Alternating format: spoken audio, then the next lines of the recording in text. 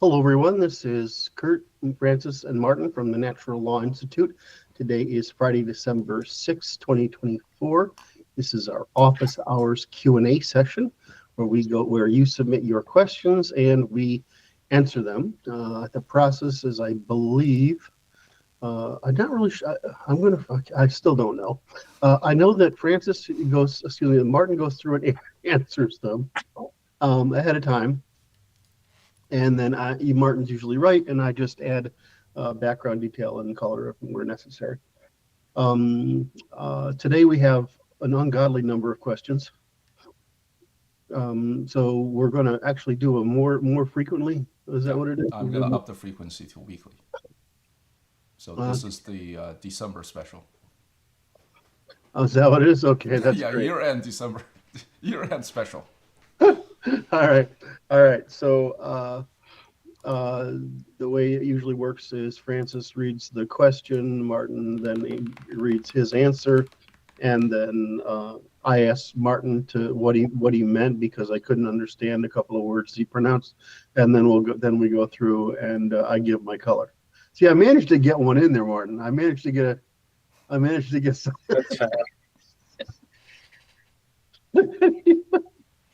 All right, let's give it a go. All right. So question 1. Given your thoughts on evolution and social dynamics, how much do you think we can actually read into someone's character or abilities based on physiognomy and body language? Do you think evolution has shaped these traits to signal things like intelligence or status within the group? Not really, because then everyone would benefit from the same signaling without having the underlying traits they're supposed to signal. Actual signals that end up adopted are costly for this reason, so that they're hard to cheat. The reason is rather simpler in that the same gene can have multiple effects on both cognitive traits and physiognomy, or in any case that due to mating patterns, many specific genes tend to often combine with specific other genes. And so we are subconsciously and sometimes consciously recognizing those correlations as we gain experience.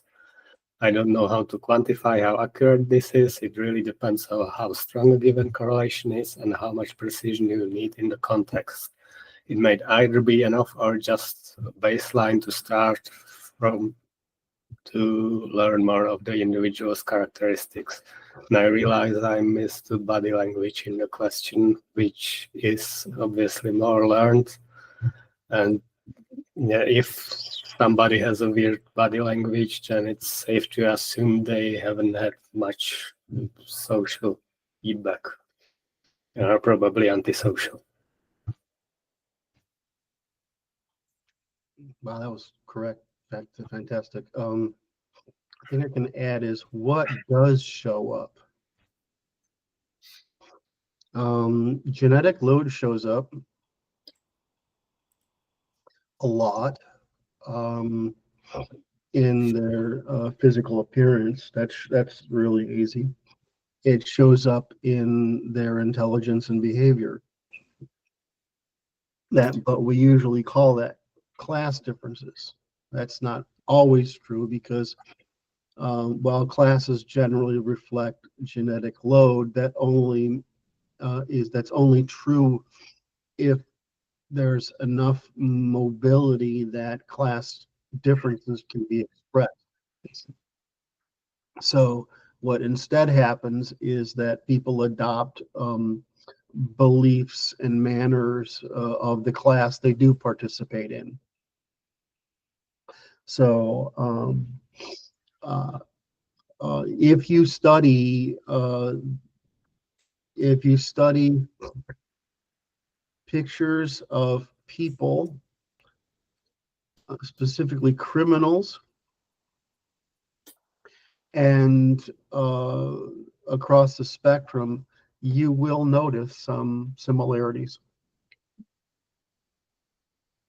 If you travel the world and you know IQ differences in the populations, you will see that expressed pretty rapidly. So there are certain things that are pretty obvious in skull shape and size. If you become sensitive to it, you want a big round head generally, or a tall one, but you want it, which is the two basic things. But again, these are statistical averages rather than than something you can ascertain per individual. You certainly don't get very smart people with certain physical traits, and you're more likely to get them with others. But so with those exceptions, Martin is correct as usual. No, I'm saying it's a correlation. I remember there was that Chinese AI or neural network, I guess, or whatever it was, that predicted criminality based on physiognomy pretty accurately. Yes, you can do that, but it turns out that it's more to do with facial structure. Facial structure. Right. So we evolve as we grow. We evolve, especially musculature and expression, body positioning and language that's reflective of the position we have versus the rest of the world. So you basically, if you are of criminal mind, criminal experience, it will be reflected in you. So secondarily, yes, you can detect genetic defect or genetic load in the physical manifestation, and it's most visible in the face, partly because we're most sensitive to the facial expressions. A lot of our brain is back in here somewhere is devoted to facial recognition and prediction from it. So yeah, you can tell that, but that's more like an extreme, like an outlier. You're identifying outliers that are carrying genetic load and the record of their lifespan in their faces, in their facial behavior, especially even in their eye movements. And so, just like you can see people who are sad all the time, right? They or happy all the time. You can see laugh lines are what they are, and so so you do see that. But that's not. So if you can predict criminality, that's not the same as can I see their traits and such. And it's more confirmation that Martin is right, is that if you could fake these things really easily, they wouldn't work, but you can't. They're really hard to fake. The sociopaths can become quite good at it, actually, believe it or not. That's why they're psychopaths and sociopaths are such can be such dangerous people. But anyway, so have I answered that, or did I not? Yeah, I think so. I just have a couple of points to add. So as you said this, I realized I was thinking two things, right? So in self-defense, we like to say the statistics, or rather the stereotypes, is the most accurate heuristics predictor there is. Because it basically survives falsification. They have so many cases built against it, right?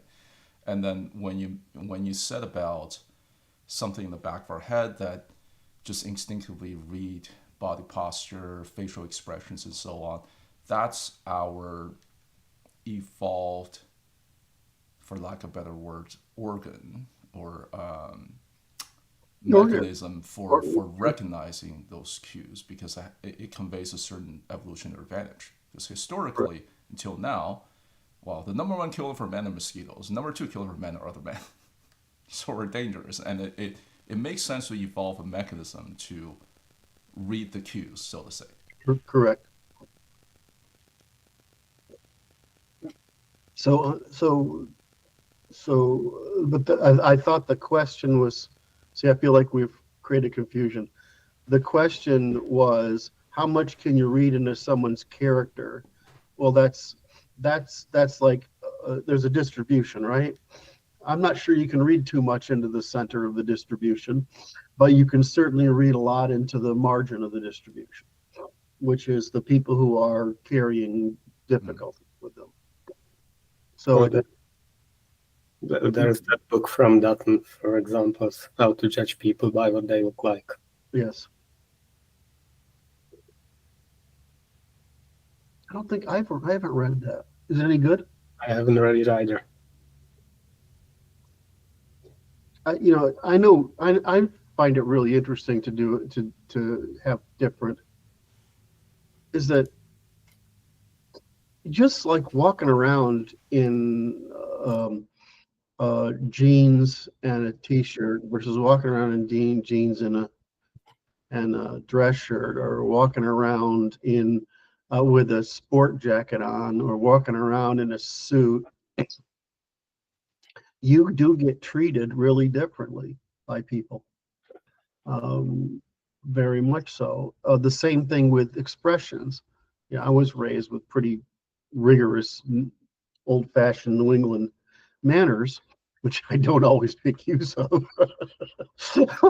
But if you have those,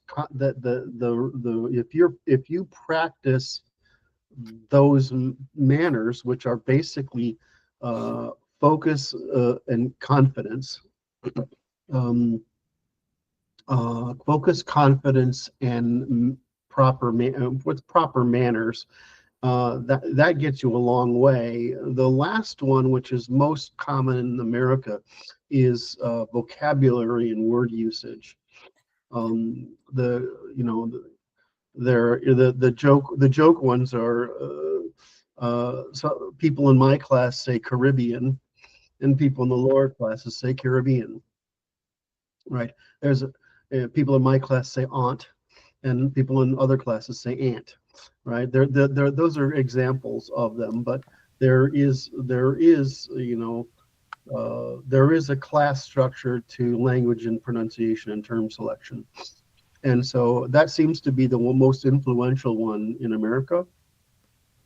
After that, it's basic mannerisms, and after that, it's carriage, how you carry yourself.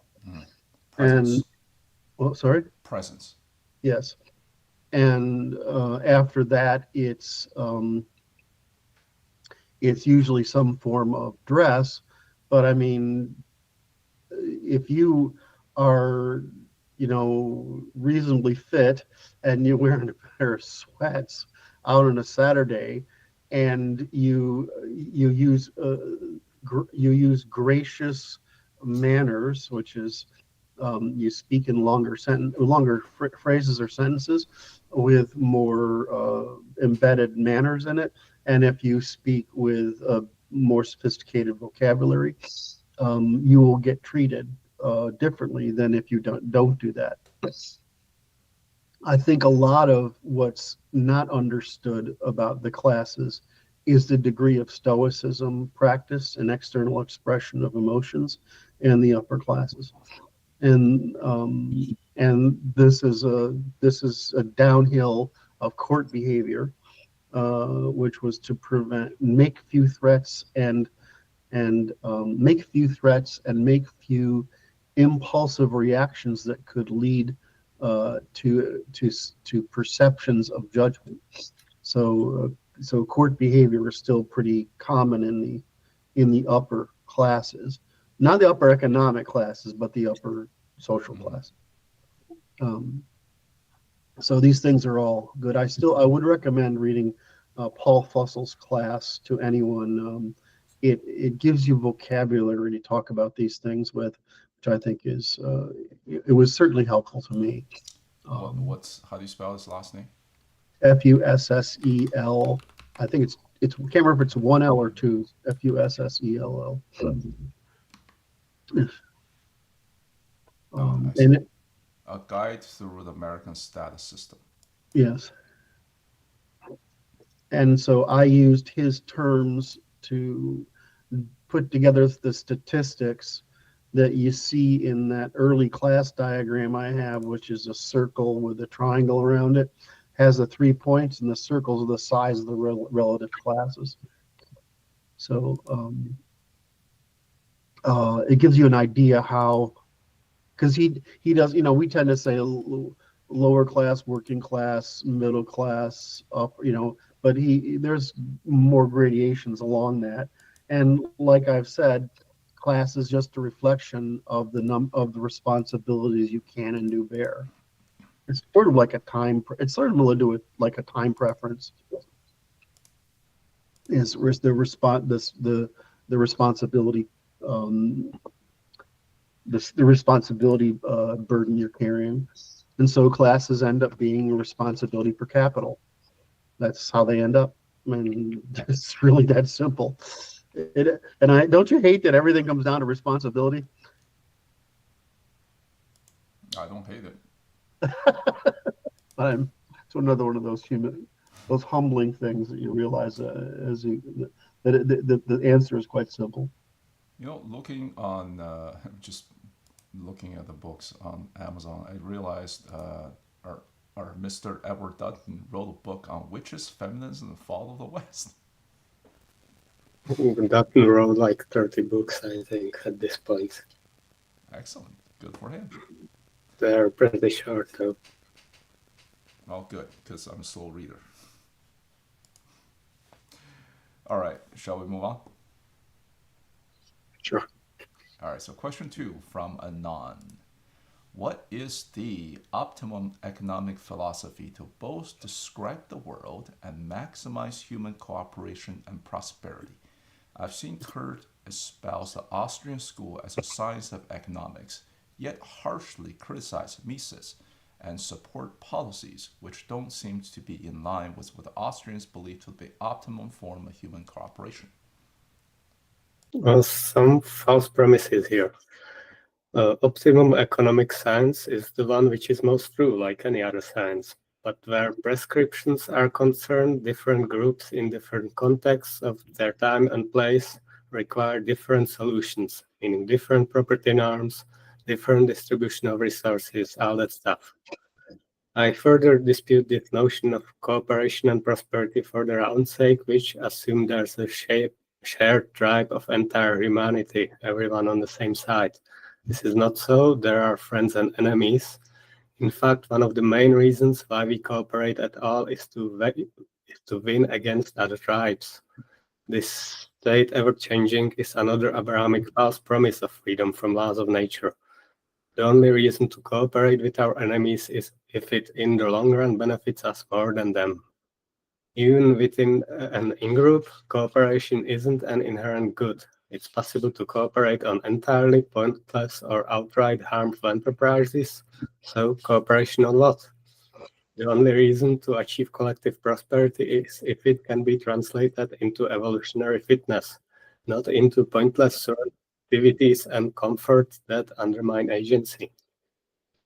As for Austrians, they mostly get the math correct, but then fall prey to mathiness, ignore all sorts of capital like genetic, cultural, and informational, ignore the existence and value of commons, and, as mentioned above, ignore friend-enemy distinction, and treat humans as fungible unit and consumption driven by individual subjective preference the highest good, without regard for whether such consumption is actually good for him, for the individual, and the group. That was really smart. You ought to there's one correction, but otherwise that's like something you should post, or if you don't, I'll post it for you, though. You don't seem to, I can't tell whether you appreciate when I do that or not. Sure, do that. Huh? Sure, do that.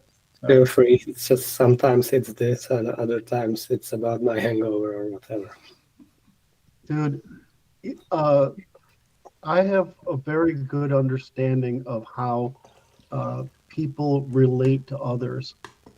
And when they meet you in person, the person they meet is fucking wonderful, right?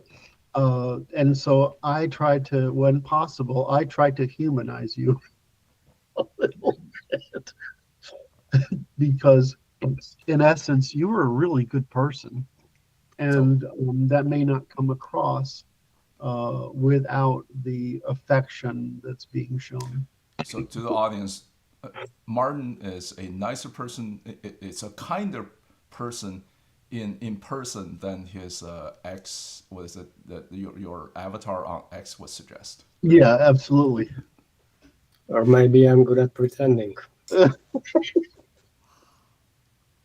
right, I want to answer this. First, Martin's first section here, which is the optimum economic science, is just the one that's true. This is absolutely correct. But where prescriptions are concerned, different groups in different contexts of their time, place require different solutions, especially property norms, distributions of resources, etc. This is absolutely true. What I tried to show is, and this is something I wish I could get across more, but it doesn't seem to work, is that if you create a science and a standard of measurement, that's all you're creating. And so when we work, or I work, I'm trying to create a science of decidability. So in matters of conflict, can you expose the reasons for the conflict and decide in favor or against the different parties? Now, there's a difference when you're trying to resolve differences with decidability. In other words, a court or a legislature or international system, right? Or like, what is the fucking thing, the United Nations, right? That's a different thing. However, when you get to where you're not, as Martin says, where you're not trying to reconcile, you're trying to win, then it's off the table. It's the same thing with morality. Morality is when you're trying to work with people. So you determine what's moral by determining what's not immoral. But that only matters when you're trying to actually cooperate with someone or something or some group or some state. That's the only time it really matters. Morality matters.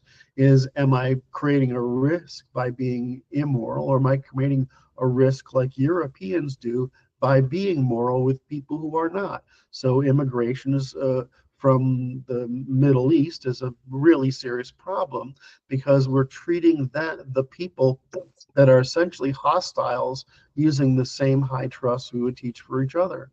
So the same thing is true for Christianity. My primary complaint, I think it's probably Martin's as well, about Christianity other than Orthodox Christianity. Christianity tends to be a Protestant and Catholic Christianity. Does Cthulhu count? Jesus. Let me finish my arc here before you really get me. So if you get into Christianity, if you're talking about Christianity as a nationalist, as in the Orthodox tradition, then of course it's a valuable strategy. If you're talking about Christianity in the Protestant or Catholic sense, where it's universalist, that's actually dangerous. You can say that those morals and things might are useful internally. That's true. Whether they're useful externally is whether you can cause others to adopt those high trust behaviors and metaphysical value judgments. But you can't always do that. People won't adopt them. So I've tried to use 4 different cases there as an example of the fact that there's the optimum, if you want to cooperate, is something we know, but the optimum behavior in a world of conflict is what provides you advantage in that. My view is that we just need to know that. And the reason I want to know it is so that our people can't be abused, but like we have been for the past century, by their own governments who sell us false promises in order to create imperial America rather than national America. I dispute this notion that prosperity. I think I answered that. This false promise. Yes, I agree with that. This is all true. Okay, the other one was Austrians. All right, so there's two factions in Austrians. We're not allowed to say this, but there was a movement around the in the early part of the 20th century. Even before that, there was a movement in the 1800s. This called Jewish economics and European economics. There was Jewish physics and European economics. The Jewish literature and European, because the thinking inherent in these things at a metaphysical level was so different that they diverged. The same is true in Austrian economics. If you Menger, who's the insight in Austrian economics is the application of the calculus, which to economics as the process of marginalism, so marginal thought. Marginalism was the innovation that the Austrians came up with. For that, because of that seed, they looked at the behavior of mankind as a science. In other words, the study of what people do instead of the study of what we can do to manipulate people to do what we want. So Austrian economics was positioned as a science. However, within Austrian economics, there was a Jewish wing, as exemplified by Mises, and the Christian wing, as exemplified by Hayek. So you have the Jewish with just two actors, which is Mises and Rothbard, and then and they're sort of acolytes, so to speak. None of which are terribly bright, and all of which most of which led nowhere.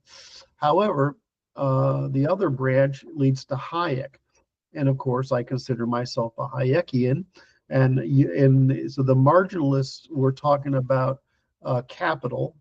And Martin's correct here. The Jewish Austrians fall prey to all these stupid games. Right. I mean, I could repeat what Martin says here. They get the math correct. They fall prey to mathiness. I don't know if that's true. They certainly ignore all sorts of capital, and they ignore the existence and value of commons, and they ignore the friend-enemy distinction, right? And so Jewish economics is, the Jewish Austrian economics is really off base. It goes sideways.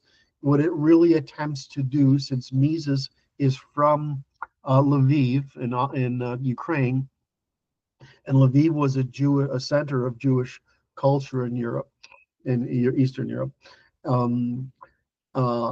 It was trying to create the ethics of that part of the world, which is Jewish diasporic ethics, whereby there is an empire, in this case Russia, or sometimes Vienna, or Austria, etc., sometimes Poland. And then there is this group of people who don't really govern. They only trade within this governing structure. In other words, the Jewish Austrians ignore the commons, ignore governments, and basically want free reign.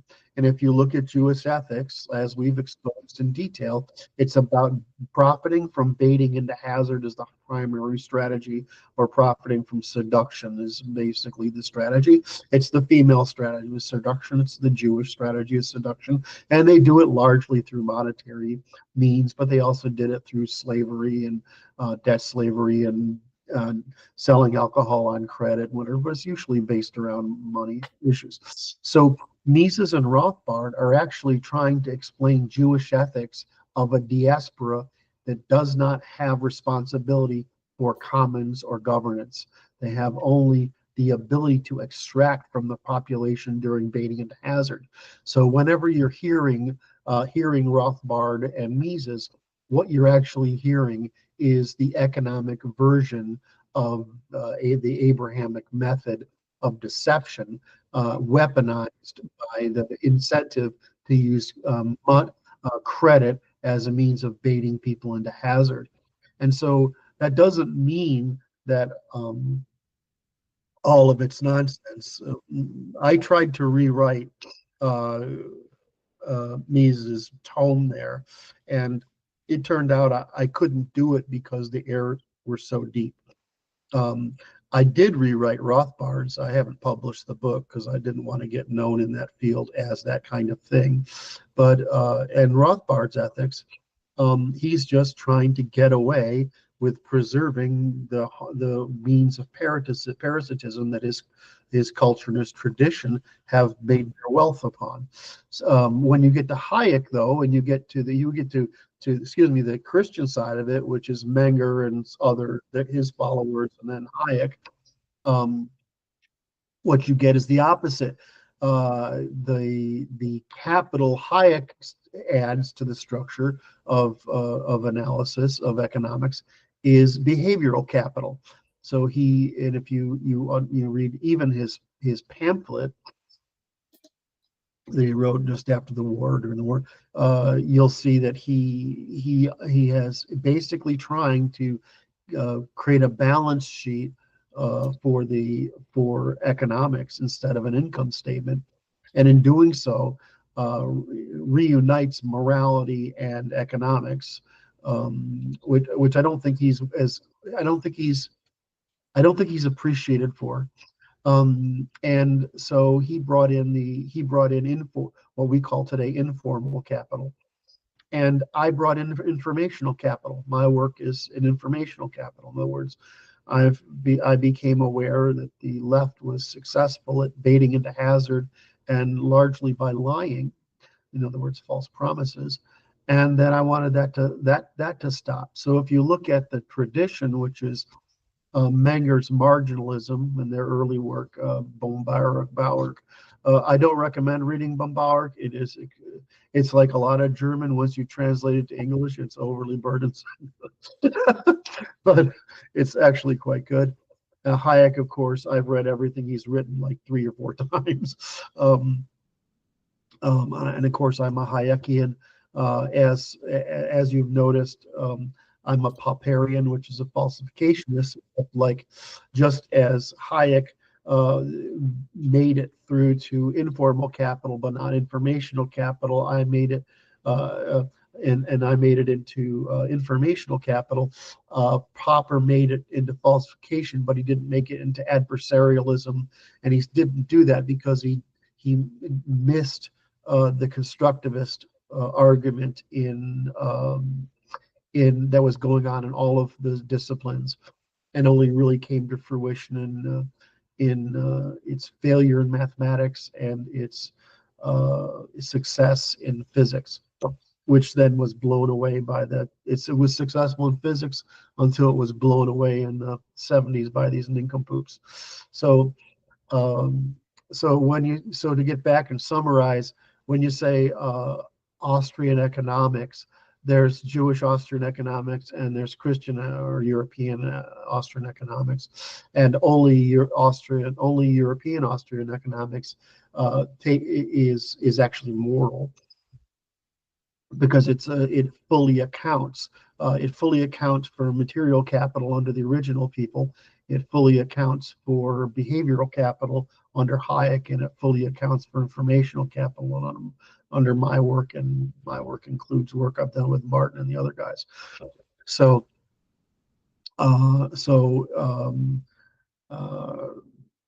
that's my rant on Austrian economics. I would say that the last piece that's necessary is economic science. That's Austrian economics in the Hayekian, Mengerian sense. If you go to Chicago economics, which I think is best classified as Milton Friedman, that takes Austrian economics, Chicago economics tries to insure people against vicissitudes in economic aggregation. So in other words, he's trying to solve problems like, how do you produce the commons of education? Well, he would say it was through vouchers. You're still creating the virtues of a market, even if You don't have the investment is redistributed to all. Or their policies would be how to correct in the case of crises, but not to manipulate in ordinary times. Keynesian economics was meant to be likewise that for severe crises. In other words, you have the Chicago school and the saltwater school, which is called, what we think of as Keynesian economics or new Keynesian economics, or the thousand fucking flowering variations of it. That group of economists is trying to say, how do we maximize the rate of consumption and unemployment, even if it produces externalities? Because until 2008, which we Austrians said would happen, they believed that kicking the can down the road would be defeated by growth. This only happens if you continue to have growth. If you stop Well, it, also, it only happens if you discount, if you assume that the accumulated capital, all forms are limitless, which, it's just a failure of full accounting. it's a favor of full accounting. So if you understand economics as those three branches, trying to do economic science, practical insurance of against economic vicissitude, and then economic manipulation. You understand it. The problem, of course, is that Keynesian economics was not used to recover from depressions and then reset. It was used to create extraordinary revenues for the financial sector, which is why the financial sector is so bloated, and for the government, which is why taxes are so bloated, and to make it harder for the population to feel economic stressors that would cause the government to be kicked out and replaced. So there's really four, right? There's four categories: Austrian, Chicago, freshwater, New York, saltwater, and of course, what is actually employed is the abuse of economics using the new Keynesian excuses to run the economy hotter than it actually can, given the things Francis and I have just noted. So that's probably a rant that's worth pulling out and explaining, but it was a really good question. I have a question. So I had this question ever since we at the start of this one. How much do the Austrian, I should rephrase, how much do the proponents, the originators, as well as proponents of Austrian school economics, overlap with the libertarians? Oh, heavily, most entirely. Okay, so then that's what I thought. So that It's important. There's libertarians who are practical, and they're Friedmanian. In other words, they're Chicago school. And then there are libertarians that are ideological, and they're Misesian, right, and Rothbardian. So then, in that sense, I would then say that the Austrian school of economics have a huge, for lack of a better word, blind side to them. Right, as we've discussed this many times before, the blind side of libertarians is they can't answer the questions of why don't I just kill you and take your stuff? And if you discount, if you're blind, if their whole school has a blind side to that important side of the question, and just make assumption on people's well intentions, like they're not going to kill them and take their stuff, then that to me is like a stool with only two legs. Yes, it's yeah, but the problem is you got to put yourself in the mind of a young guy who's got a bit of brains, right? And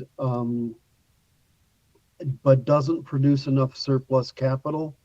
So he's envious of anybody trying to limit his ability to experiment and make income and whatever on whatever means he can in order to get ahead. If you put yourself in that position, it's fine. I think the point that you're reminding me of that I should have made is that if you're trying to do what we do, which is rule of law, you can only work with Austrian economics. I don't mean Jewish economics. I mean you work with Austrian economics. And that is that they're trying to produce an economic science, the science of human behavior expressed in economic terms, right? And so you mean the methodology itself. Correct. And so it's very compatible with natural discovery of natural law. And so that's why you notice that Hayek migrated from economics to law in his later career. And he wrote that the problem isn't economics, it's the law that the economics are the result of. In other words, and so I ended up with in the same place because I worked in artificial intelligence on law or expert systems in law, and then I worked on once I realized that I needed to understand behavior better so that I could find some language to speak with the law. In other words, the problem with legal language is it's not economic language. When we learn that we think of the world, we were taught that the world should be framed as physics. That's too small a scope. The universe should be framed as economics, with variations in what we call cooperation, the involuntary to the voluntary, etc. So once you realize economics is the language, the fundamental language of the universe, that it can be stated impersonally, right? In other words, human behavior can be stated impersonally, just as physics can be stated impersonally. Then you end up with a vocabulary and logic that can not only express behavior, but that it can express law. So that you finally get to where you can have a formal logic of law once you have the language of economics.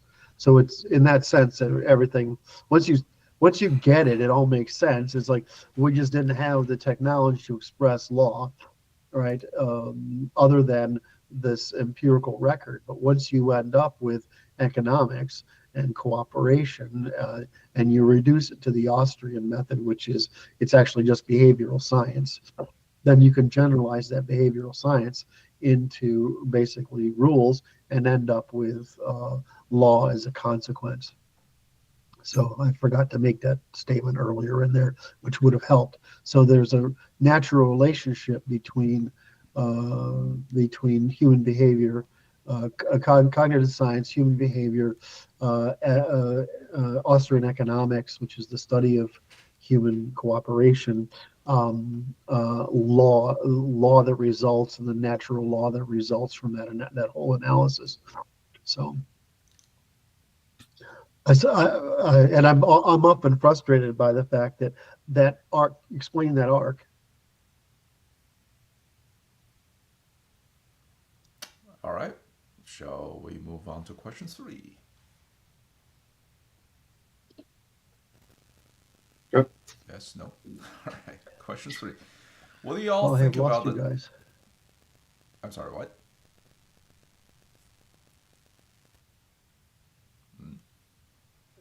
So I think that was just luck. It's a what? Just luck.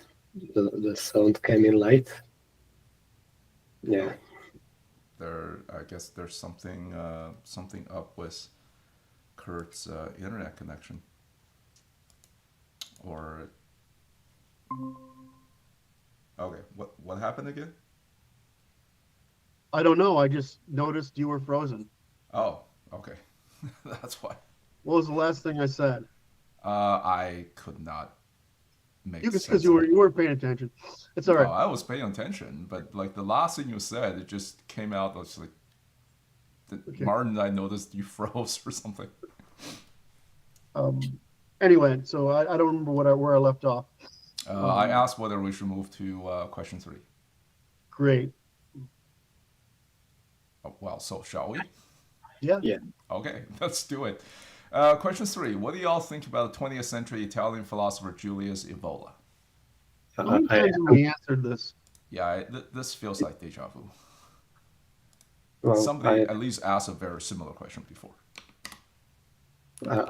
I can find it later and link it in there. I haven't read that much from him. I've heard far more from people on the right talking about him. My opinion based on that is positive. He's certainly someone who understood problems with American culture and why Europe needs to protect itself from its influence. Say that again, Martin. I didn't get that. He's certainly someone who understood problems with American culture and why Europe needs to protect itself from its influence. I'm particularly thinking of the essay Negrification of America.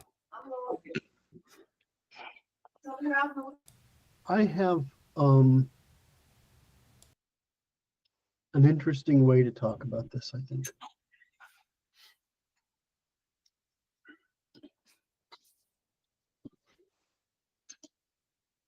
Is this the left or the right when you see? It appears as a right on my screen. Right.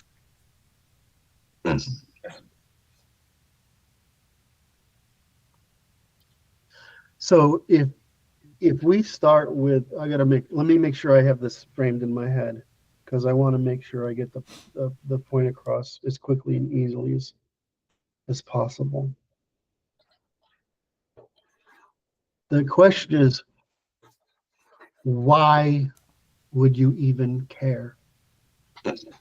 So I'll ask the same question of religion.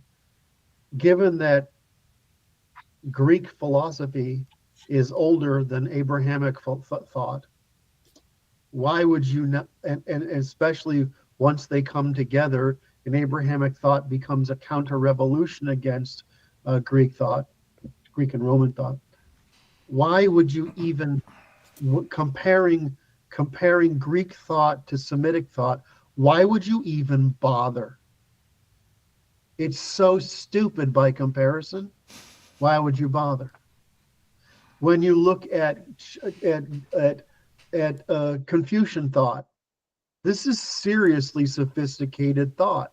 Is it as sophisticated as Greek thought? In what way? But really, it's a lot closer to that than the absurd nonsense in Abrahamic thought. Why would you even look at it? In the same sense of, if you have myths and fairy tales, right? Myths, legends, and fairy tales. If you had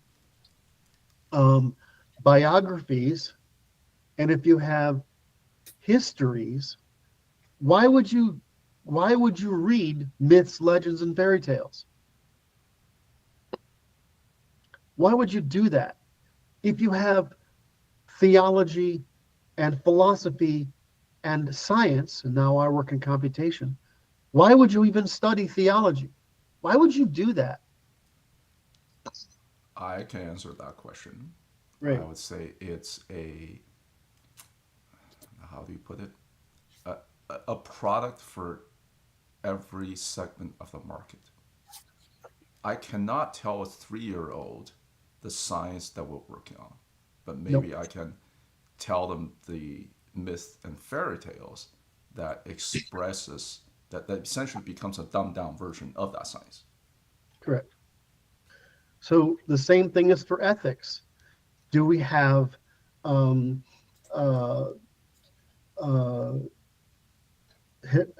heroic ethics, like imitating people, imitative ethics, which is mythology? Do we have rational ethics, which is rules, right? Rules that you follow. Or do we have outcome ethics? The same answer is that that's all you can do at different points in your life. You can only imitate people when you don't know enough to do anything else. Once you have enough knowledge of the world, you can follow the rules. And once you have wisdom and experience in the world, you can predict outcomes. But that's how life evolved. So there are grammars, right? In other words, logical frames. And we start with anthropomorphism. In other words, we project what our understanding of ourselves and others out into the world. Then we get animism. After animism, we get what we think of as mythology. Not mythology organized in the Greek or the Semitic or Indian Hindustani model works, but disorganized myths, right? Then we get organized myths. Then we get the need for standards, and we get synthetic religions, right, which are an attempt to be internally consistent. Then we get a various spectrum of philosophy from the moral to the natural, right? I mean, there's this huge spectrum, moral to rational to natural. And then we get empiricism, science, and computation. Well, that's just the growth curve of people, right? Of people's and cultures and their degree of sophistication. So we're talking about the spectrum of human maturity. So now I'm going to ask the question, why would you read Julius Evola?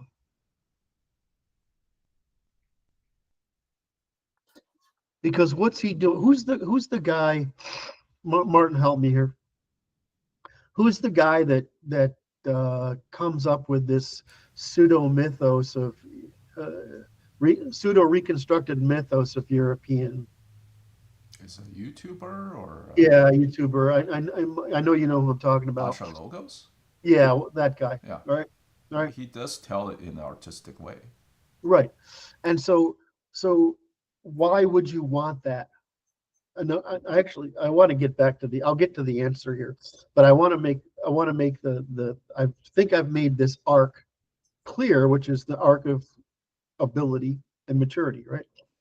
And the arc of evolution of our grammars from the anthropocentric all the way up to its opposite and the purely computationally objective.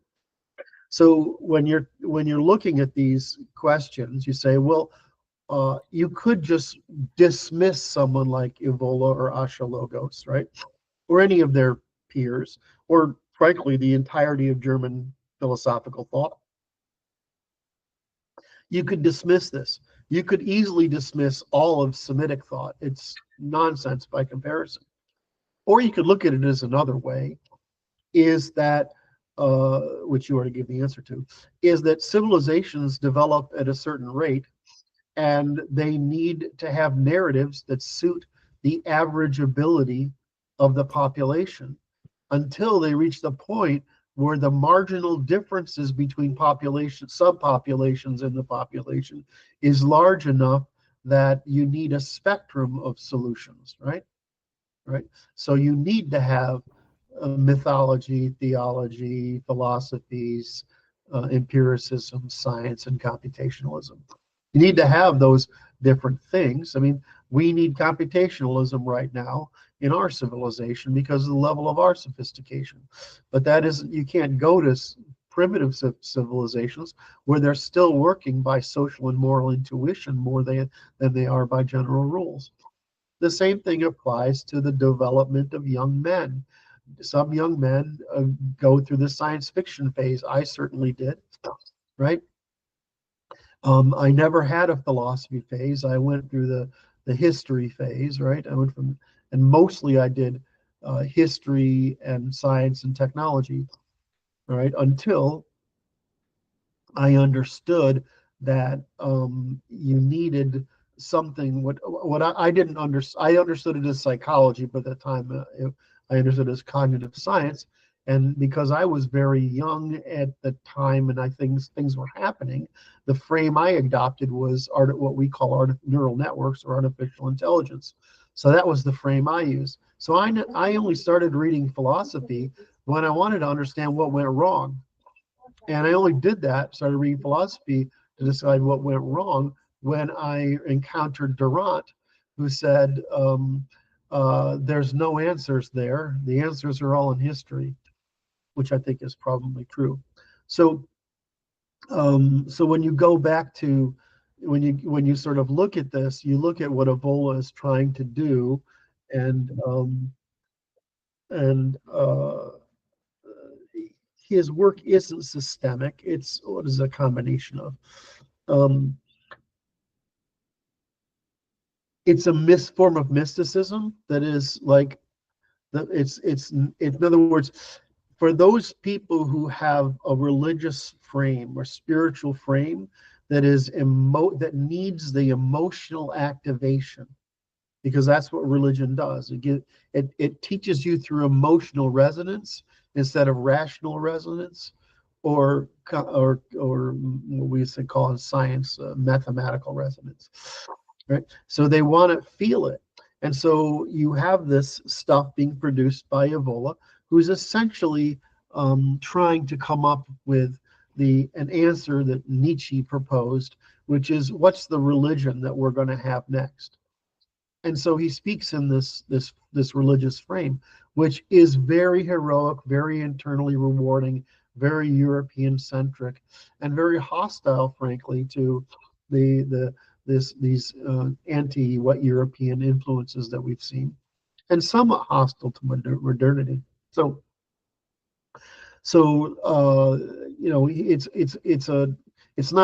it's like a philosophical version of being Amish, I guess, a return to your natural predispositions as a rejection of of modernity, the alienations of modernity, and the emotionlessness of economics, economic decidability, which has dominated the 20th century. So if you look at the late 19th and early 20th century. And so when you realize that we switched from moral calculation in governance to economic calculation, we made a mistake. And what we did was we created this materialism type of stuff that is only further atomized and alienated our people. So you have people like Evola trying to make it work. I actually think it's adorable stuff because I understand that there's an age of transition we all go through when we're too young, when we're at that teenage phase where we are of development, where we have come up through learning mythology and religion, but we're looking for something more tangible and useful in modernity. And we get to the point where we are not yet able to do philosophy and sciences and whatever, because some of them lack those. They'll put too much burden on reason and not enough on emotion. And especially when you get to science, there's a total burden on reason and no sense of emotion. So I think it's an attempt to handle alienation and isolation, atomization that occur in modernity by creating a mythology that people can feel a part of. So my instinct as an intellectual, of course, is to view this as childish, but as a social scientist, my understanding is that most of us go through some sort of arc. My equivalent of Julius Evola when I was a kid was, of course, science fiction, right? Because it gave me a theoretical mythology that didn't require me to grasp all the realities of the world, but it let me incrementally get closer to it. And I think that's what Evola does. I think that's his purpose. I don't think you should think that we're going to bring that stuff about. I think it's more in the sense that he's interesting and that you can see that he's an example of trying to solve a hard problem, which is the once we lost the aristocratic culture, not just the aristocracy, but our loyalty to that culture, that militarism after the First World War, we got into really deep cultural difficulties. the switch to economic government from moral made it worse, and the mass production of propaganda and the introduction of women made it way worse. So Evola was really a reaction to the destruction of aristocratic culture. Say that again? So Evola was really a reaction to what just happened. Correct. Well, yeah, he's among most well-regarded reactionary authors on the right, along with Carlyle. Yeah, I give him a bit more credit than Curt, perhaps, because I don't know about any scientists making those arguments. Say that again, Martin. But I'm not aware of any scientists making that argument Which argument? that Evola made. It suggests to me that philosophers can sometimes get there faster. Okay, can you expand on that? Because I think that's an interesting insight.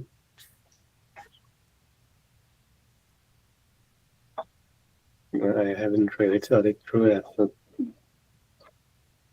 Can you Yeah. go ahead?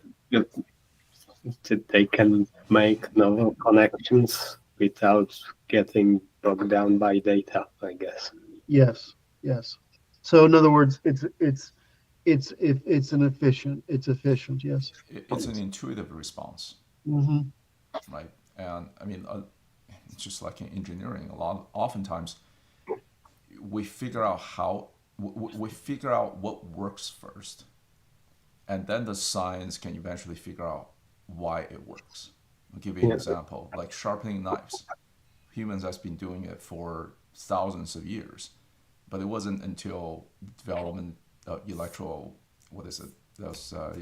scanning microscopes that scientists actually figure out why sharpened knife works. It turns out it's actually slicing is really a micro tearing motion, and sharpening actually, instead of making it how should I put it? Instead of making the cutting surface more smooth, it actually makes it more jagged. So it does tearing at a microscopic level. So that's an example of stuff works, and then we figure out why it works. And philosophers, in this sense, intuitively got to the stuff that will work, and then the scientists have to, through falsification and observability and so on, to figure out why it works. Yeah, and even scientific results have to be interpreted. Otherwise, it's not clear what they're actually telling us. It's just a bunch of correlations.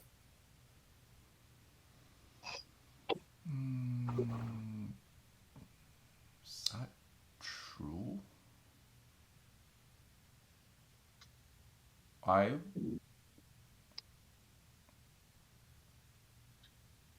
My understanding is that scientists will usually make a hypothesis, and then they'll make certain claims, and then find the data they should find the data to falsify it, or try to falsify it and fail, but most of them these days try to find the data to back it up, which is totally ass backwards.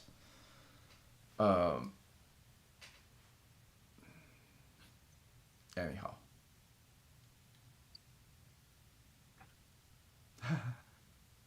Well, then philosophy could be basically hypothesizing. Say that again? Then philosophy could be seen as hypothesizing. Philosophy can be seen as hypothesizing. Yes, that's correct. Well, that's actually how it was used, right? It's the production of alternate frames from two perspectives. One is that it attempts to solve a problem, and two is that given new knowledge we have, how to integrate it. Those tend to be the two propositions that philosophy puts together. And so in that sense, most philosophy is propositional, right? And consists of theorizing. And that would be play out if you look at the body of philosophy instead of the works we retain over time, because most of it's crap. That's nonsense.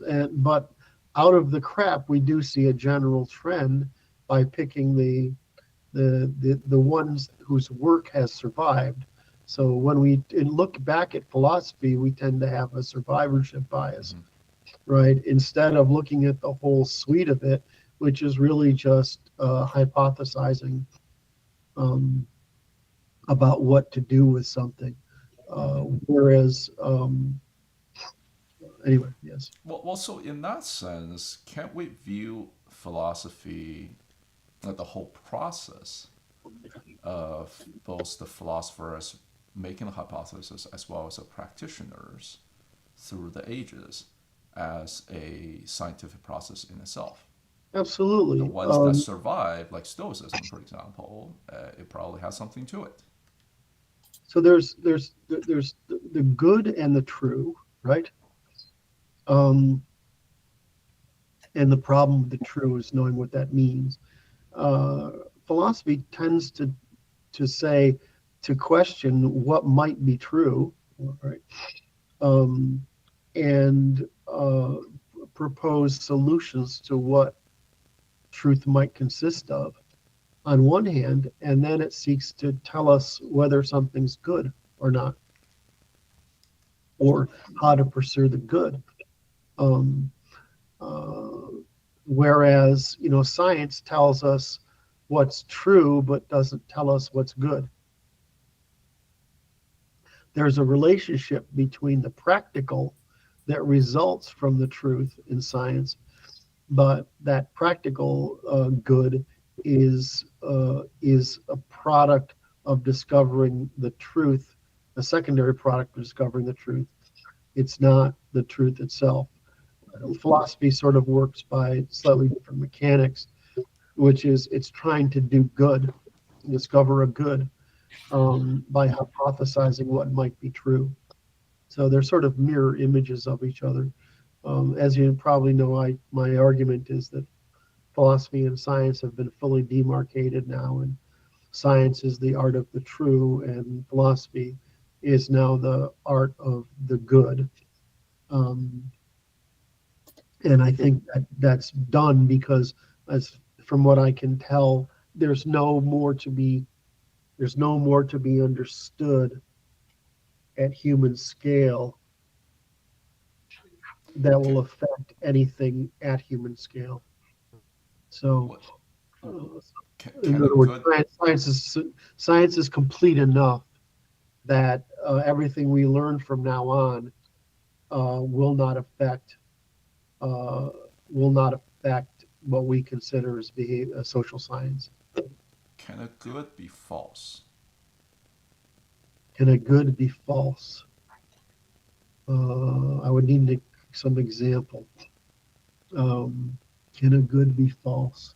I'm trying to, in my mental, I'm trying to construct a Venn diagram, right? So in that sense, is philosophy, should we think of philosophy as a subset of science, in that science can produce what's true, and then if philosophy, which concerns with the good, if there are no goods that are false, then I could then conclude that science is a superset of philosophy, because at least from a product's perspective. I'm not sure if what I just said made sense. No, you're right. I'm trying to figure out how to frame it. That's mismatch. Good cannot be true or false. The promise of good can be true or false.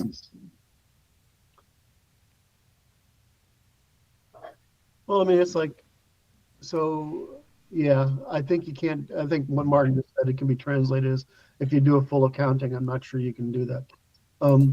So you have you can be mistaken about a good, right? But if a, yeah, you can be that's true. So it's one of those questions that's needs to be fully stated in complete sentences. Um, if a good is false, it will not be a good, right? You in other words, you can err. Let me think. Well, so then what you just said is, if I understood you correctly, then all true goods, well, I'm using the word true, all goods ultimately has to, the result has to be true for it to be a good. Right. So the problem we get into now is that is that a rule? Is that a rule based ethic, or is that a statement, or is that an outcome based statement? So from a rule based statement, heroin is good. From an outcome based statement, heroin is bad. In other words, it might make me feel good, but over time it's really bad for me. Um, so there might be things that provide temporal goods at the consequence of intertemporal bads. So I think so there's falsehood and temporality, and It's always a question of good for whom. yes, and for whom. So before whom, true and false, temporal, intertemporal. I think those are the dimensions that I would break it into. I just reminding myself here, there's moral goods. Yeah. Can moral goods be false? Absolutely. Because of all three of those dimensions. An instrumental good, it's hard for an instrumental good to be false. It either works or it doesn't. Most technology is an instrumental good. The consequences of implementing that good might be different. And an aesthetic or experiential good, that's the short term. So I think that would be the three dimensions. Moral, which is long term, instrumental, which is medium term, and aesthetic, which would be short term. That's the best I can do off the top of my head. So I would say that we've just enumerated the temporal spectrum there. And if you ran a test, we could probably do this. We could probably do what we've done with truth and goodness by just capturing what we just said here and enumerating those dimensions. Because once you've got, short-term aesthetic, instrumental, practical, and moral, which is long-term, you've probably got the whole spectrum there to disambiguate a good with, or at least run a test on it. That's the first new thing that I really remember coming up with in the Q&A section. So that ended up being a really interesting question to ask. Because it We means gotta make sure we take note of that, because it's not usually we answer questions instead of discovering new things. It's one of those things where all we do the same thing.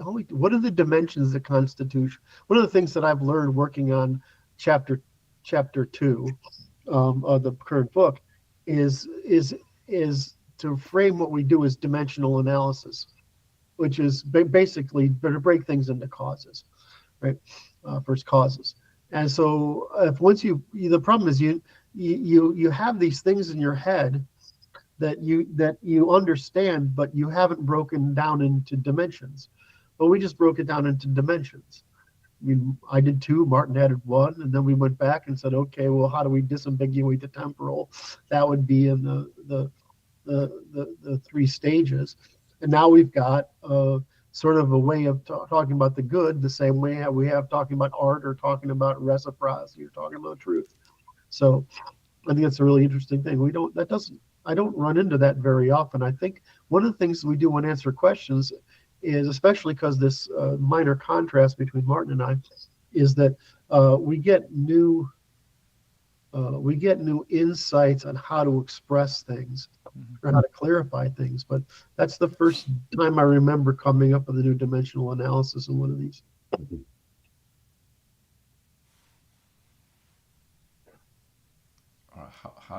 How do we, okay, yeah, let me make a note of that. I just remember how we got here. New dimensional analysis.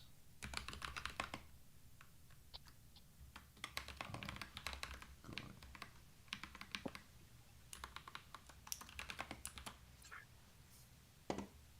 All right. Did we nail that one? Yep. Yep. Awesome. So we're skipping number 4. It's because I'll just go on a fucking rant for an hour about this one. So I actually had a similar question about that before. Just didn't ask it here. I think I asked it on Twitter. I want to answer it. Just that these things we're doing so far are a thread, and I don't want to go sideways. Sorry, Levi. I think our questions about art are from Levi. Sorry, what? I'm pretty sure that our questions about art are from Levi, so I'm apologizing. Levi, we'll make sure this is on the top. I'll make sure this is on the top of the queue for next week. Well, yeah, we'll do that one. I mean, I love the question, but I'm gonna talk about it for a fucking hour, and be unstoppable. So. All right. Let's see. Where are we? This is 94 minutes. Okay. So question 5: How do cognitive processes differ within a range of 100 to 140 IQ?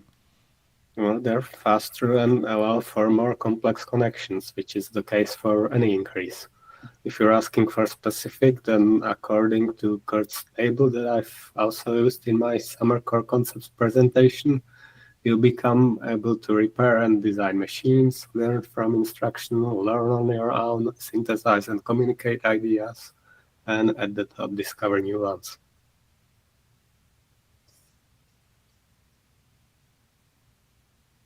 I'm thinking. I want to read your answers.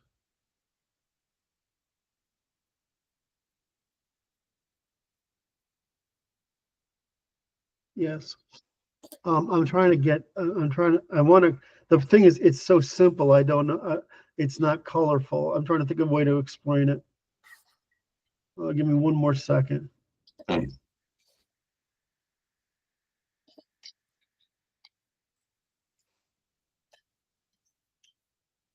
Okay, so let's take a map, right? A map of, let's say, Europe, right? Because there's lots of roads in Europe, right?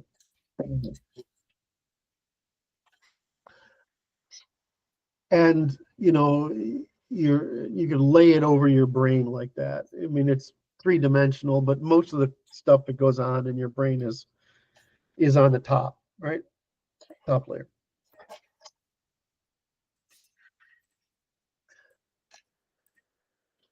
So if you have a map, so what real intelligence does is it lets you explore more routes faster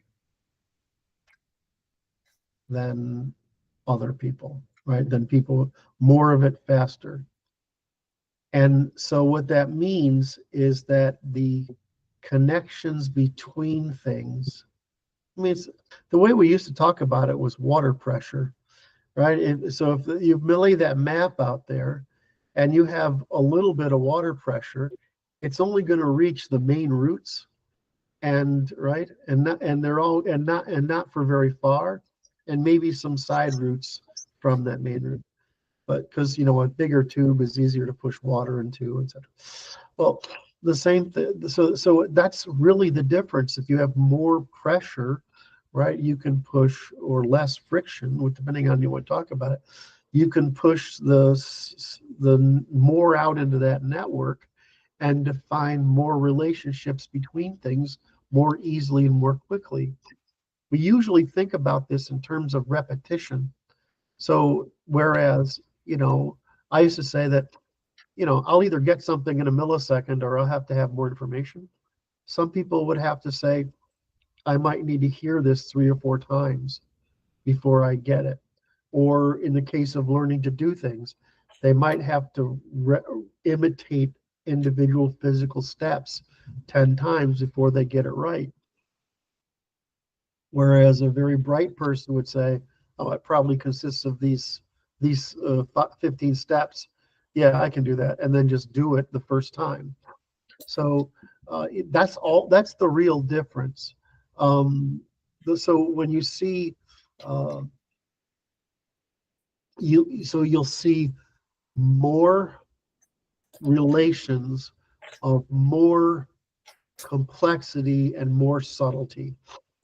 And so it really is, think of it as a predictive advantage, which is really the best way to think of it, I suppose, is you can predict more than not. You can filter more errors out than not. You can use more foresight and intuition and prediction and less trial and error. So you're going to have you're going to have more creativity because of it. You're going to understand subtle meanings and multidimensional meanings. You're going to learn rapidly.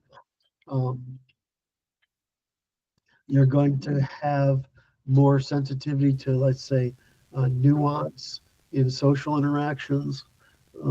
Just going through my notes here. You have some trade-offs which are kind of interesting. I noticed this in my own self. There's the risk of overcomplicating tasks. Yes. All right. +1 on that. Yeah, exactly. The problem of motivation with mundane things, that's true. The tendency towards perfectionism or dissatisfaction with environments lacking intellectual stimulation. So, in other words, people are happy and comfortable working at their level, at the level at which they identify successes. Does that make sense? So people tend to gravitate to doing the kinds of things, thinking about the kind of things that occur, that they can be successful at, and usually that they can learn a little bit at, but mostly consult. And the farther down you go, the less they want to learn something new, and the more they just want to have less cognitive burden. So we're basically, it's not like there's a big difference, right? In this, because people don't process stuff differently. It's just they process more distance in the network, and do so faster with less cost. And really, that's all there is to it. I don't know why. Let me see if I missed the different. So the cognitive process differs. Think of it. You could reduce it to: do I immediately sense it, or do I need to think about it? Do I need to try it? And do I need to try it a bunch of times in order to get this? So that's the most common frame.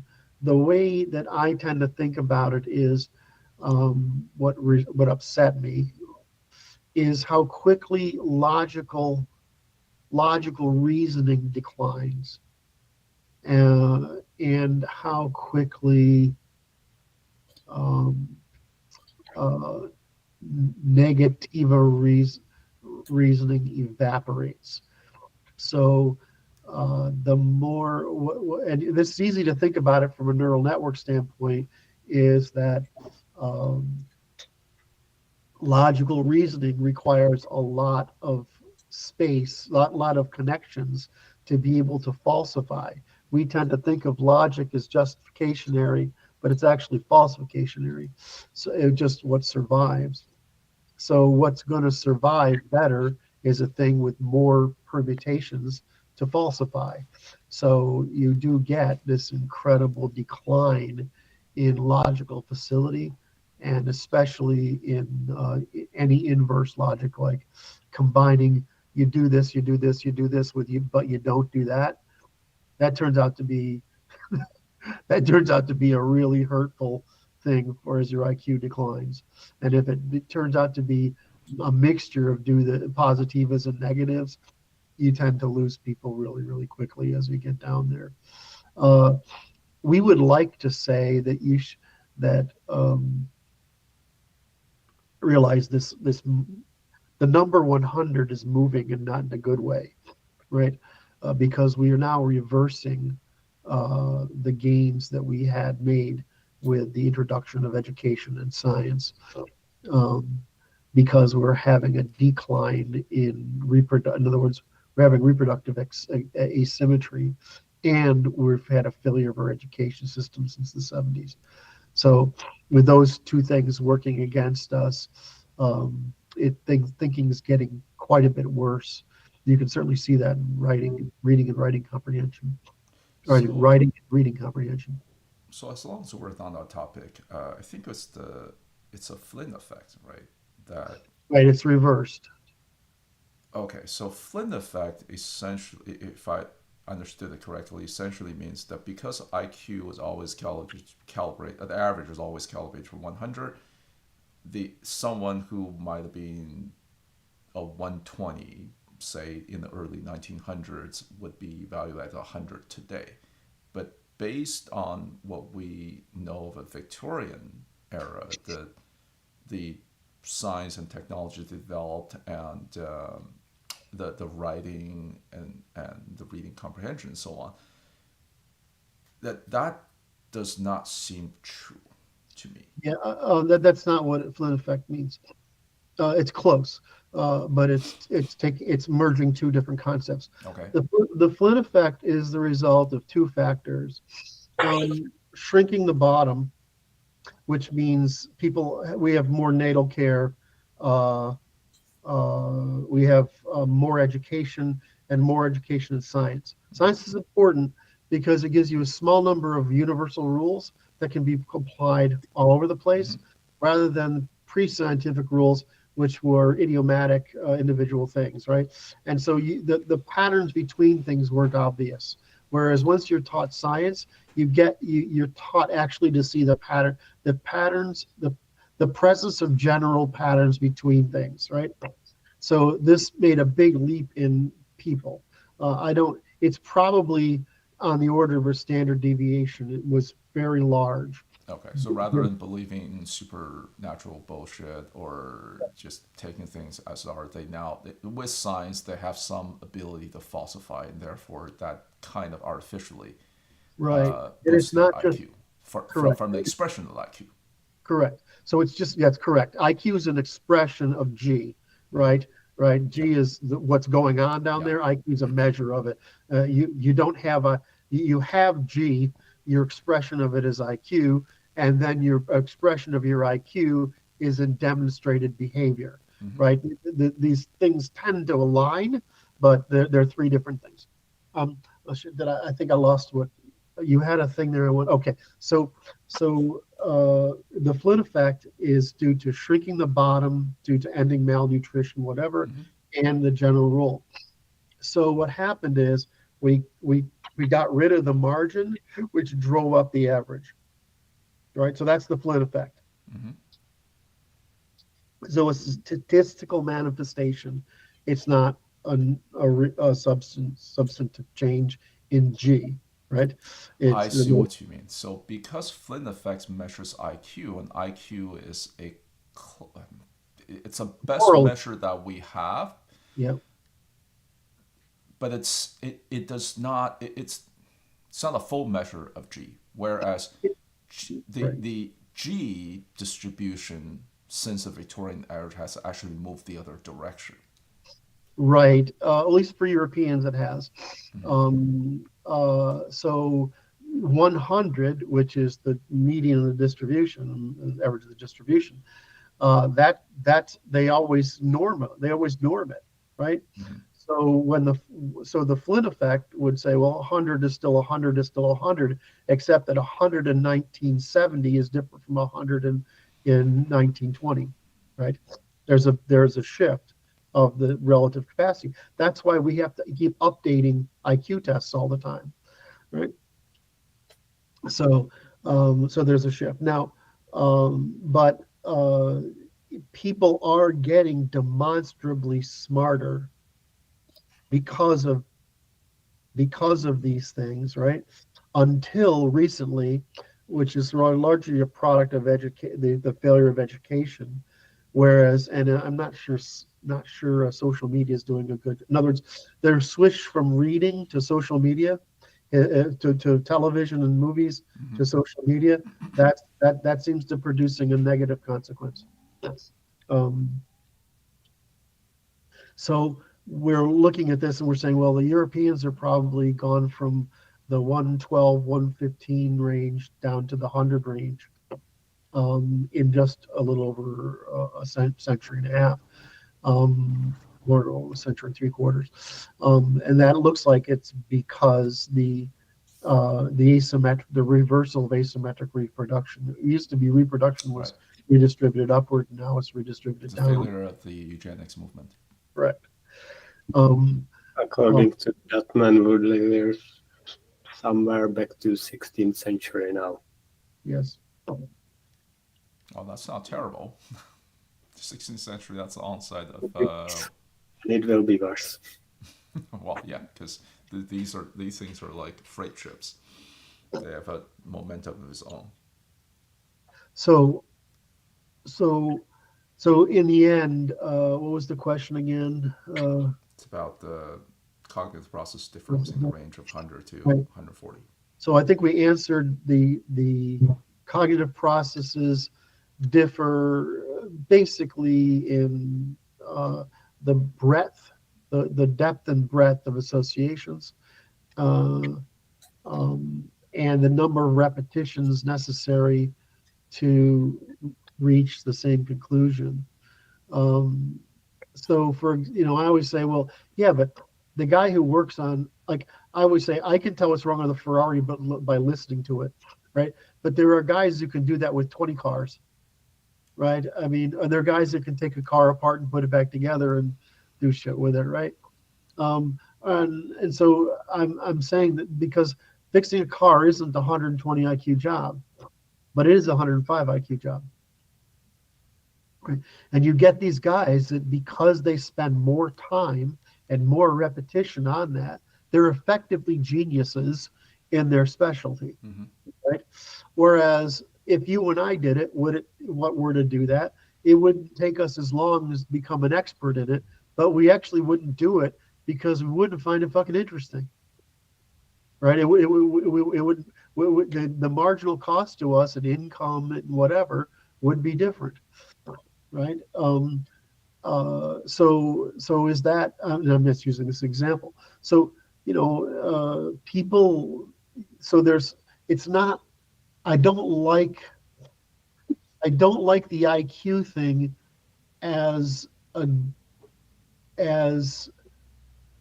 like a universal means of comparing people.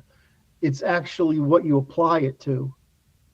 Like if you apply it to like Beatles inventorying every song in the Beatles out, I mean, what does that fucking amount to, right? I mean, or the how to do your makeup so that you have these. I mean, this is real ridiculous nonsense. However, if you devote it to something that solves a problem for others, you're going to be successful with it because you're investing in becoming in a competency that serves, that can be profitable or useful for you.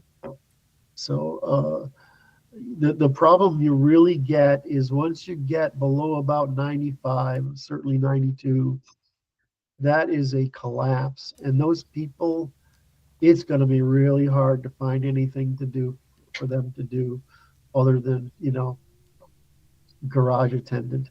Well, there's a narrow gap between 85 and 92 that I guess still qualifies for military service. Because below 85, even the militaries don't want them. Actually, I think they raised it to 92, boss. They did? Wow. Yeah, Okay. you're right. It's 92. I didn't know that. Somebody somebody asked me a question the other day, and I looked it up, and it looks like it's 92 now. Because the test they give is not the same IQ test, right? So you have to normalize the two ones, but it comes out to 92 now. So they don't want you if you're below 92 because the job's too technical now. I mean, that if you think about that, that means like 22% of the population is too dumb to serve in the military. Is that terrifying? Depends.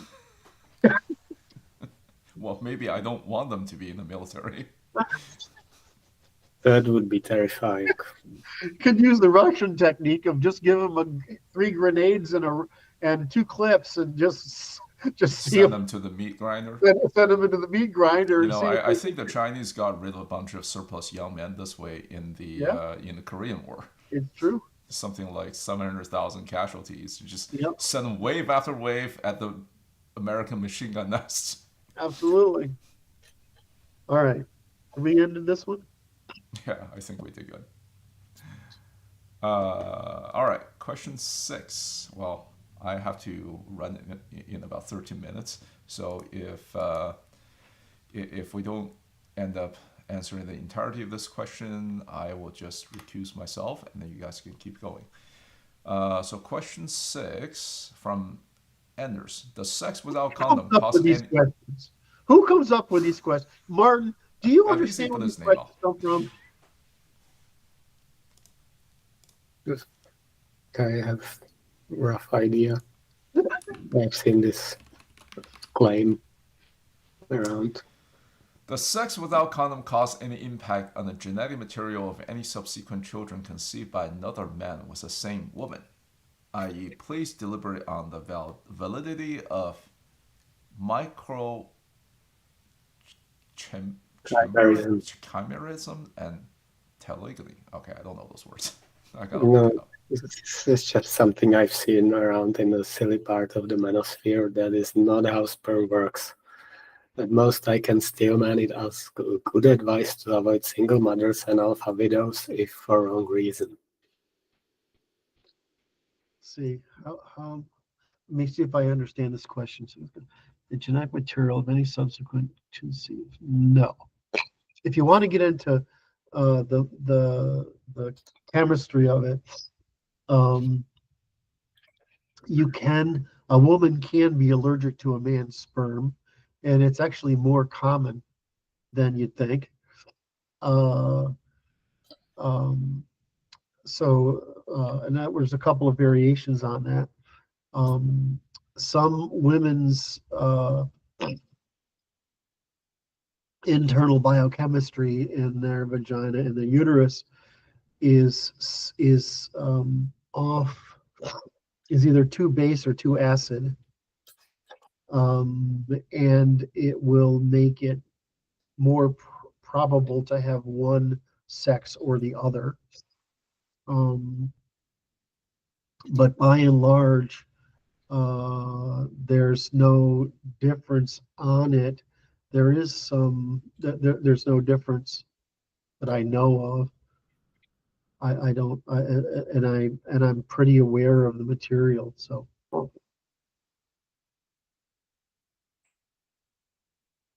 let me just do a quick search for something. The I want to check one thing. I'm not sure it's true or not. question is about sperm of previous man having some effects in the future. Before Anders asked this question, I had never, this has never even come across my mind.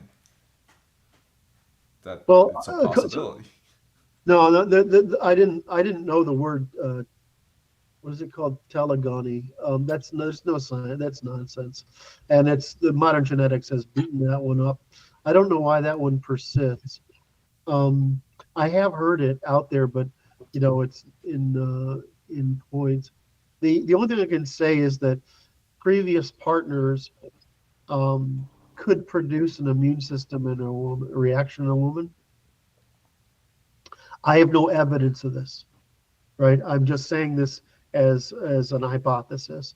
I can see how information, I can see how it would alter the immune system of the woman such that she might be less or more receptive to the particular sperm, whatever.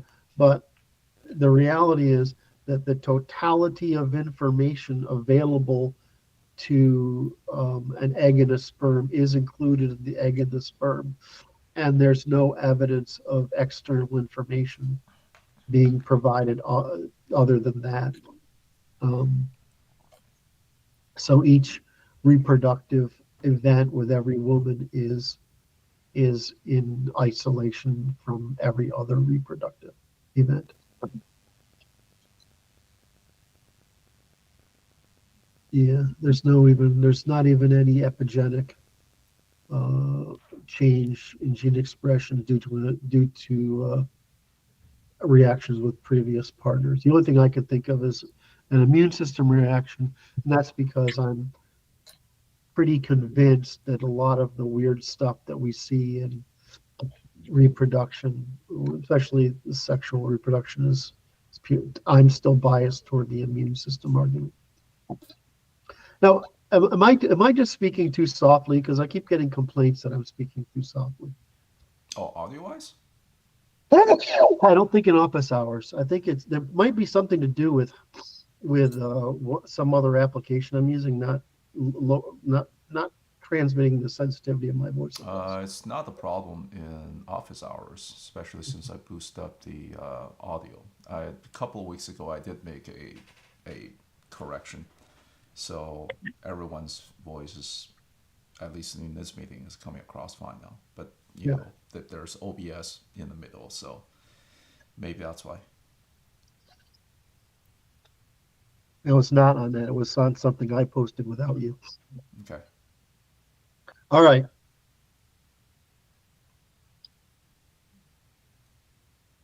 I think we did good. Oh, you mean we're done, right? Well, Yes. I need to run in 7 minutes, unless we can squeeze in question number 7. Well, like I said, you guys can keep going. No. I don't think it requires much of an answer. But Okay, let's do it. it's I the previous session. Which previous section? I guess which question are they referring to? A few weeks ago, question about women in the movement. Okay. Oh, I see. So I cheated and read ahead. Martin responds, what are you even talking about? To clarify, I'm talking about a Viking woman who was in the audience, who spoke out on a number of occasions, and with whom Curt appears to be conversing enthusiastically when not giving the presentation himself, and to whom he seems to be pandering whenever he reiterates the need to include some women under the moniker intellectual masculine. Among her points were A, the possibility of masculine women producing eternal works of art rather than babies, doubtful in any case, not in the messages.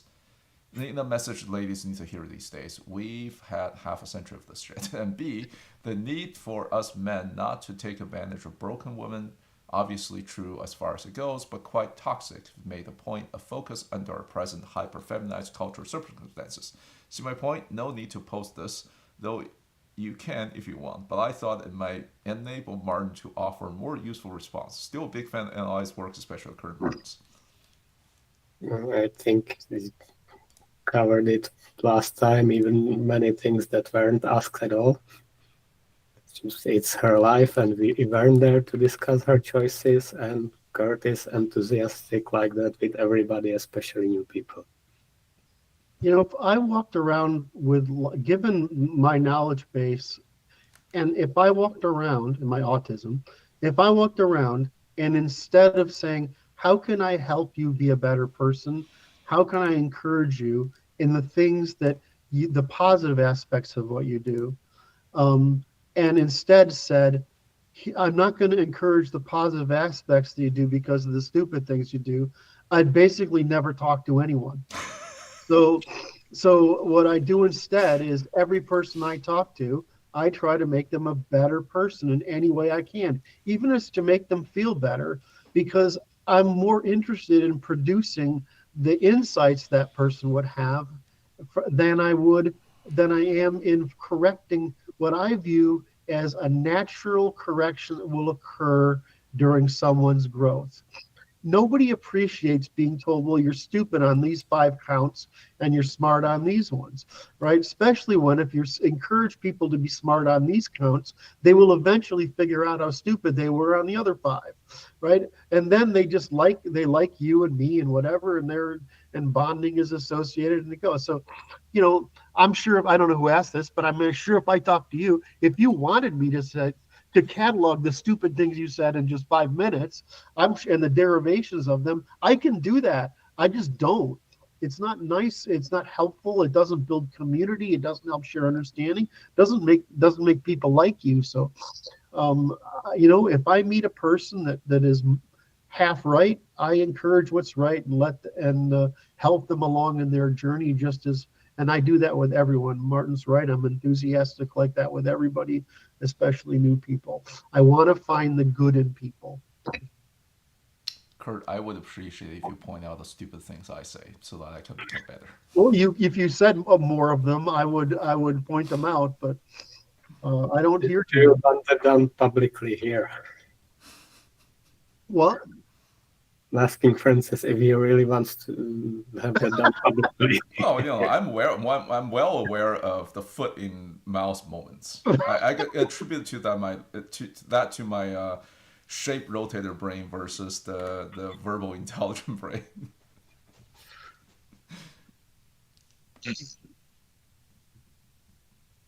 All right, I think we're done. Yes. Would you like to outro? Sure. Hi, this is everyone. Thank you for watching. This is Friday, December 6, 2024. It's been office hours with Martin, Francis, and Curt for the Natural Law Institute. Francis puts below in the comments how to submit questions. We have quite a backlog, but we're always looking for more. Instead of being 2 weeks apart, we're going to have another meeting on next Friday. Mm-hmm. So we'll answer some more questions. We tend to get through 5 on average, 5 or 6 on average? 5 to 7 on average. So we've got quite a backlog here, but we'd love to hear more questions from you. And I find that I love these sessions. I don't know about you two guys, but I love these. Absolutely. All right. Thank you all.